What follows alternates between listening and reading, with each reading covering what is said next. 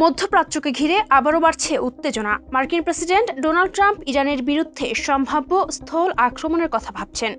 এমন খবর সামনে আসতেই বিশ্বজুড়ে নতুন করে আলোচনা শুরু হয়েছে। ব্রিটিশ গণমাধ্যম দ্য টেলিগ্রাফ জানিয়েছে, যদি সত্যি স্থল অভিযান শুরু হয় তাহলে যুক্তরাষ্ট্রের অভিজাত ৮২তম এয়ারবর্ন ডিভিশনের প্রায় ২,০০০ প্যারাট্রুপার প্যারাশুটে করে ইরানে নামতে পারে। শুধু তাই নয়, অতিরিক্ত আরও প্রায় ১০,০০০ সেনা পাঠানোর প্রস্তুতিও চলছে বলে ধারণা করা হচ্ছে। এই বাহিনীকে বলা হয় দ্রুত আঘাত হানার বিশেষজ্ঞ।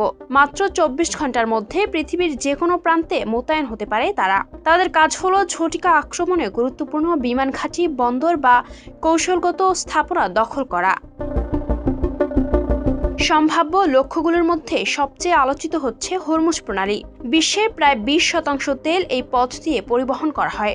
ইরান যদি এই প্রণালীর নিয়ন্ত্রণ ধরে রাখে তাহলে বৈশ্বিক অর্থনীতিতে বড় ধাক্কা লাগতে পারে। তাই যুক্তরাষ্ট্র এখনকার নিয়ন্ত্রণ নিতে চাইতে পারে। আরেকটি গুরুত্বপূর্ণ জায়গা খার্ক দ্বীপ, যা ইরানের প্রধান তেল রপ্তানি কেন্দ্র। এটি দখল করা গেলে ইরানের অর্থনীতিতে বড় চাপ তৈরি হবে। তবে বিশ্লেষকরা বলছেন, পরিকল্পনা যতটা সহজ শোনায়, বাস্তবে ততটাই ঝুঁকিপূর্ণ। শক্ত প্রতিরক্ষা, ক্ষেপণাস্ত্র ও ড্রোনের কারণে যে কোনো স্থল অভিযান ভয়াবহ সংঘাতে রূপ নিতে পারে।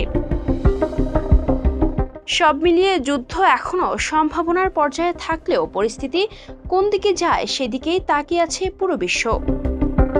Ayesha Akter, Swarna, Campus Times.